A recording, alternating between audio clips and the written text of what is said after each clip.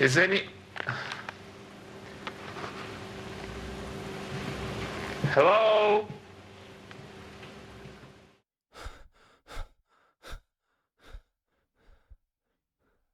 This was, without a question, one of the most traumatizing experiences of my life. Even now, I still get chills thinking about how badly it could have ended if I hadn't trusted my instincts. At the time, I was part of a Facebook group where people mostly shared funny stories and random conversations. Almost everyone used dummy accounts, including me. One day I started chatting in the comments with a guy using the name Luffy, who claimed to be 21 years old. We ended up messaging each other privately through Facebook, even though we never actually added one another as friends. The conversation felt harmless and fun. He seemed funny, easy to talk to, and after a while we realized we lived fairly close to each other. Eventually we decided to meet up for lunch at a mall near our school. Even back then I was cautious. I especially chose a crowd, public place, because meeting someone from the internet still made me nervous. The day we planned to meet, I had a dress rehearsal for a school play. He told me he would wait for me near a burger stand outside the school. The night before we exchanged pictures, and honestly, I was excited to meet him because he looked normal and friendly. Around 4 p.m. I walked over to the burger stand and waited. A heavily tinted red car suddenly pulled up on the street directly in front of me. At almost the exact same moment, I received a text message from Luffy. Get in the car. The message instantly made my stomach drop. I don't know why, but every alarm bell in my head started going off.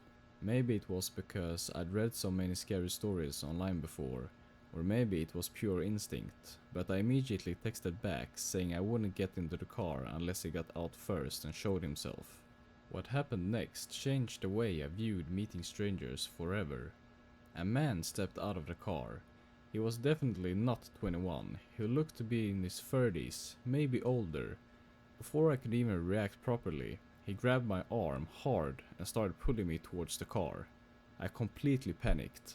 I screamed louder than I ever had in my life. The area was crowded enough that people immediately started noticing what was happening. The man running the burger stand rushed over and demanded to know what was going on. That's when the man started making excuses. She's my daughter, she's in trouble, she ran away from home. He kept repeating different versions of the same story, trying to sound convincing. But I denied it every single time. I was crying, yelling that I didn't know him, trying to pull my arm away while the burger stand worker stood between us. Finally, the worker told me he was going to call security from the school. The second he heard that, Luffy let go of my arm. He muttered something angrily under his breath, got back into his red car and sped away. When the school guards arrived, I told them everything that had happened. After that, the school refused to let me off campus alone that day. My guardian had to come pick me up personally. To this day, I still don't know who that man really was or what he had planned to do if I had gotten into that car. And honestly, I don't even want to think about it.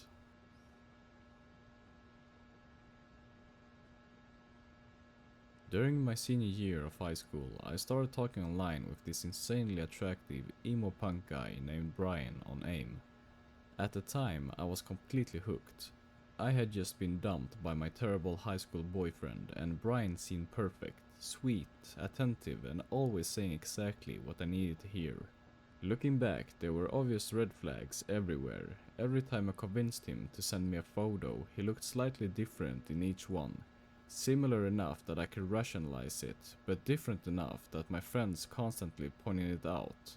Still, teenage me ignored it because the eyeliner was immaculate and I desperately wanted to believe him. We also never talked on the phone, ever. I begged him countless times to call me, but he always had an excuse. Finally, the summer before I left for college, he agreed to call me. The second I heard his voice, something felt wrong. It was strange, not at all what I expected. My friends immediately insisted it sounded like a 50-year-old woman pretending to be a guy, but I refused to believe it. I was completely blinded by how attached I'd become to him. I told him everything about my life. He knew all my passwords, all my routines, everything. Every single one of my friends told me he wasn't real and that I was being stupid, but at that point I honestly thought I'd love him. That fall I moved away for college. My first roommate was unbearable, the kind of person who had an entire written list of rules taped to the wall. No boys allowed, no guests after 8 p.m, don't touch her left behind books. It was miserable. So when I found out there was an open room available for winter semester, I immediately requested a transfer. Around the same time, things with Brian started fading. College was exciting, life got busy, and honestly, I wanted to experience everything, including other guys. Brian, meanwhile, became increasingly obsessive. He called me constantly, messaged me non-stop, and repeatedly demanded passwords to my social media accounts. Eventually, I ended things completely. The next semester, I moved into my new dorm room. At first, it seemed perfect. My new roommate was another freshman from Massachusetts who had also been transferred mid-year. She came from money and basically furnished the entire room herself. Her mom even bought us matching pottery barn bedding. Compared to my old roommate, it was amazing. She was a little intense though. During the first week, she constantly wanted to hang out. At the time, I figured she was just nervous trying to make friends. Then things started getting weird. One night I was hanging out with friends in the quad when she suddenly stormed over, threw her keys at me and snapped, "Have fun fucking these losers." I was completely stunned. I had no idea what she was talking about. She looked furious for no reason, and honestly it scared me enough that I stayed in my friend's room that night. The next morning though, she acted completely normal, like nothing had happened. The rest of the week was actually great. She was thoughtful, observant, funny, and genuinely supportive. I remember thinking I'd lucked out and find my future college best friend. Then came the next weekend. I finally convinced her to come out with me and some friends. We were dancing, drinking, flirting with guys, having an amazing time. At some point, things started heating up between me and one of the soccer players. So I told her I was leaving with him. We had arrived in a group, the soccer house was literally 2 minutes away, and I figured it wasn't a big deal. Later that night, I came back to the dorm room. The second I opened the door, my stomach dropped. The room was completely destroyed. Clothes had been ripped out of closets and thrown everywhere, drawers were overturned, and things were smashed across the floor. And sitting calmly on my bed was my roommate. Her arms were bleeding. I asked her what the hell had happened, but that's when I saw she had shattered my coffee mug and used a piece of it to carve my initials into her arm. I immediately ran out of the room and got to the RA because at that point I genuinely thought I was about to get murdered. She was taken away that same night and committed to a psychiatric facility. Her parents flew down immediately, and that's when everything somehow became even more horrifying. My roommate was Brian, not someone connected to Brian, not someone who knew him. She was him. She admitted everything to her parents and they told me the full story. Apparently, after I broke things off online, she decided she wanted to continue the relationship as her real self. She applied to my college specifically because of me, contacted housing requesting me as a roommate, then hacked into my email account and sent me matching roommate requests from my account before deleting the evidence. I honestly felt sick hearing it. Her parents apologized repeatedly and told me I could keep everything she'd bought for the dorm since they were withdrawing her from school immediately. I got a no contact order, a deeply disturbing lesson about trusting people online, and easily the craziest story of my entire life.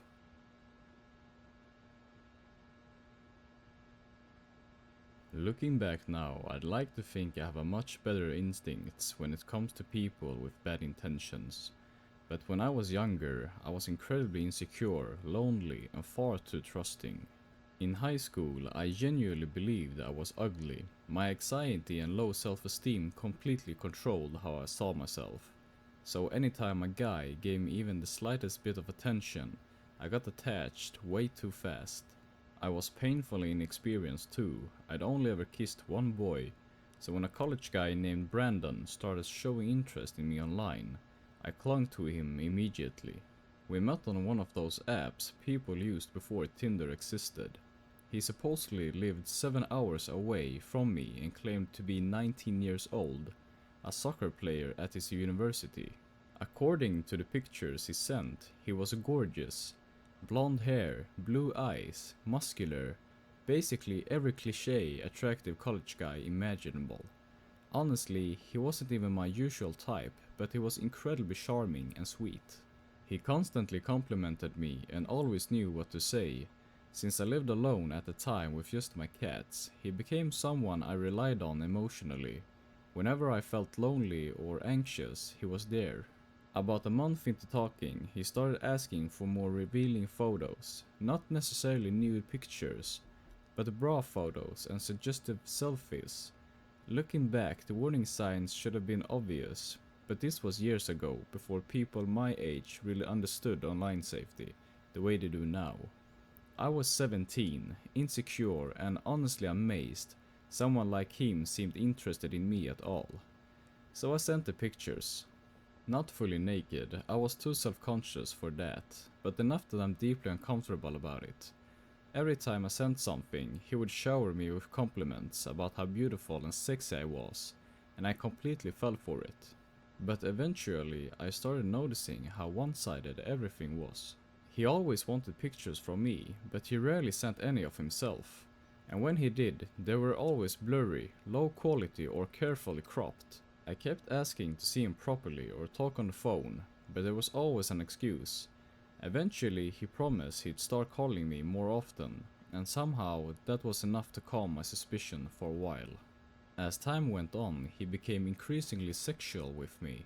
He'd tell me all the things he wanted to do with me once we met. It made me nervous because I was so inexperienced, but at the same time, I liked feeling wanted. I really thought I had feelings for him. This all happened during my senior year of high school, and by Christmas he started talking seriously about visiting me for my upcoming 18th birthday. Originally, he wanted me to drive to see him, but I kept making excuses because deep down, the idea of staying alone with an older guy I'd never met terrified me. At least if he came to my city, I'd feel safer. Everything seemed fine until one day during shore class when I was talking about him with my best friend, an exchange student from Germany. I was showing her his pictures and telling her about him when she suddenly looked deeply uncomfortable. "Have you ever video called him?" she asked. When I said no, she immediately became suspicious. She told me flat out that something felt wrong, that he seemed too perfect. Unlike my other friends, she wasn't subtle about it. She directly told me she thought he was fake. And for the first time, I really listened. I started pushing harder for proof. I asked him for clear photos. He made excuses. I asked every single day. Eventually, my instincts finally kicked in, and I started feeling genuinely scared. I demanded a video call, but he refused. One night, we argued for hours. I kept telling him that whatever the truth was, I wouldn't be angry if he just admitted it, but he still refused. Finally, I searched his name on Facebook myself. Nothing came up. When I confronted him about it, he eventually gave me a completely different name and said, "That's actually me." I still remember the cold feeling that hit me reading that message. The moment I looked up the account, everything unraveled. His face wasn't his name wasn't his age wasn't his. He wasn't 19, he was 25 years old. At 17, I'd convinced myself I was talking to someone only slightly older than me, legally acceptable where I lived. Instead, I'd been manipulated by a grown man nearly a decade older. I immediately stopped responding to him. That's when things became terrifying. He started texting and calling me obsessively.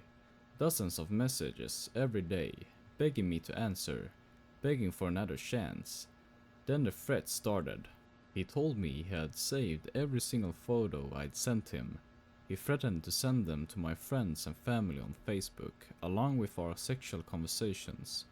At the time, I was mortified. Looking back now, I realize it would have reflected far worse on him than me. But I was still a terrified teenager who already hated her body. So, out of fear, I started talking to him again, carefully this time, trying to slowly make him lose interest without making him angry. As my birthday approached, I became increasingly anxious. Then, one Friday morning, he texted me saying he was already driving to my city and planned to pick me up from school. I panicked. Most of my close friendships had fallen apart earlier that year, so almost nobody knew what was happening. Desperate, I finally confided in one of my longtime guy friends. I told him everything. Thankfully, he immediately took it seriously and promised to follow me home after school. That afternoon, I rushed straight to my car while ignoring endless texts from Brandon saying things like, "Where are you?" and "I'm here." My friend drove behind me the entire way back to my apartment and stayed with me while I sat there crying and shaking. Brandon didn't know where I lived, but I was terrified he'd somehow find me anyway. When I eventually turned my phone back on, the threats started again. But at that point, something in me finally snapped. I was exhausted, angry, and tired of being controlled by fear. I started sending long messages back, telling him how badly he had messed up and how disgusting his behavior was. I told him to send the pictures if he wanted to, because I didn't care anymore. I told him nobody could truly ever love him if he manipulated people and threatened them whenever they discovered the truth. Surprisingly, that finally got through to him. He apologized, he claimed he deleted all the pictures and promised to leave me alone as long as we stayed friends. I agreed, mostly to keep him calm, and slowly phased out of communication over the next month until he eventually gave up. Even now, years later, I still occasionally see his name pop up trying to add me on Instagram and Snapchat, despite having him blocked everywhere. He's the reason I became so private online. I don't easily share my real name, photos, or personal information anymore. And to Brandon, the grown man who lied to me, collected underage photos of me, and then tried to blackmail me with them. Let's never meet again. Sometimes the scariest part of meeting someone online isn't who they are, it's who they're pretending to be. The photos looked real, the stories made sense, and every message made you trust them a little more. Until one small lie leads to another, and suddenly nothing adds up. So, before you trust someone you never met, make sure they're really who they claim to be. Because once you follow the wrong person deep enough into their story, getting out can feel a lot like finding your way out of backrooms.